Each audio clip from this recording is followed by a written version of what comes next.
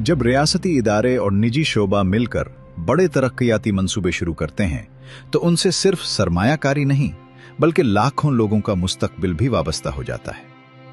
आज हम एक ऐसी बाज़ाब्ता अपील का जायजा ले रहे हैं जिसमें एक अहम सवाल उठाया गया है। डीएचए, पेट्रोट्रेड और हबीब रफीक इस जॉइंट वेंचर के इब्तदाई शराकतदार थे, जबकि बहरिया टाउन को उस वक्त शामिल किया गया जब मंसूबे शदीद माली और इंतजामी मुश्किलात का शिकार हो चुके थे। अपील के मुताबिक बहरिया टाउन ने अपने वसाइल से सरमायाकारी की, इंफ्रास्ट्रक्चर तामीर किया, तरक्कियाती काम मुकम्मल किए और इन मंसूबों को दोबारा फाल बनाया, जिसके नतीजे में न सिर्फ जमीनों की कद्र में नुमाया इजाफा हुआ बल्कि दीगर शराकतदारों को भी अरबों रुपए के माली फवायद हासिल हुए।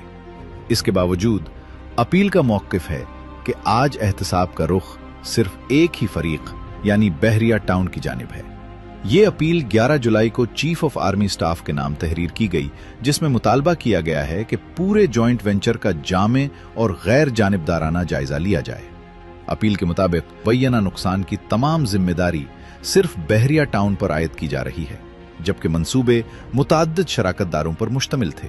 दस्तावेज के मुताबिक इस नुकसान की वजूहात में इंतजामी ताखीर, मंसूबाबंदी के मसाइल और मुख्तलिफ फरीकों की जिम्मेदारियों की अदम तकमील शामिल थी।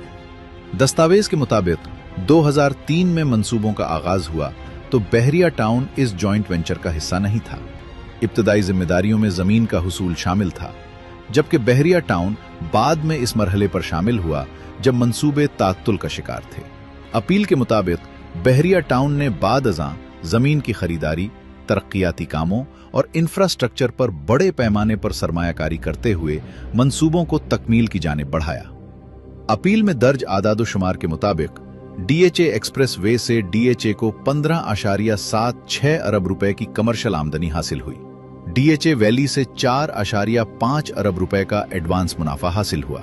डिफेंस वलाज का मुकम्मल तैयार शुदा रिहायशी मंसूबा डीएचए के हवाले किया गया। 2018 के बाद डीएचए ने जॉइंट वेंचर से 31 अरब रुपए से जायद वसूल किए। इसके अलावा बहरिया टाउन की जानिब से जारी करदा अपील में मुताद्दिद प्रोजेक्ट्स की एक जामे फहरिस्त दी गई है, जिससे दीगर फरीकैन ने मुनाफा हासिल किया। इसी अरसे में बहरिया टाउन ने मजीद 13 अरब रुपए की सरमायाकारी जारी रखी। अपील के मुताबिक इन तरक्कियाती कामों के नतीजे में हासिल होने वाले असासों की मौजूदा मार्केट वैल्यू खरबों रुपए तक पहुंच चुकी है। अपील में दावा किया गया है कि मुख्तलिफ मामलात में यकसां उसूल इख्तियार नहीं किए गए। दस्तावेज के मुताबिक डीएचए को जमीन 1 लाख रुपए फी एकड़ के हिसाब से दी गई, जबकि बहरिया टाउन को इसी नौयत की जमीन 2 करोड़ 70 लाख रुपए फी एकड़ में हासिल करना पड़ी। इसी तरह बाज नाइलामियों के हवाले से भी सवालात उठाए गए हैं, जिनमें 1.35 अरब रुपए मालियत की रुबाइश, मार्की की 508 मिलियन रुपए में फरोख्त और 200 अरब रुपए मालियत की मौजे मोहड़ा नूर की जमीन की 1.38 अरब रुपए में फरोख्त का हवाला दिया गया है। अपील में यह भी मौक़िफ़ इख्तियार किया गया है कि बहरिया टाउन की अरबों रुपए मालियत की जायदादें अदालती फैसले के बगैर नाइलाम की जा रही हैं। नाइलामी का अमल बंद कमरों में और गैर शफ़ाफ अंदाज में हो रहा है, जबकि बाज अराजी पर कब्जे के इल्जामात भी सामने लाए गए हैं। अपील गुजारों के मुताबिक इन तमाम इक़दामात का भी आज़ादाना और गैर जानिबदाराना जायजा लिया जाना चाहिए।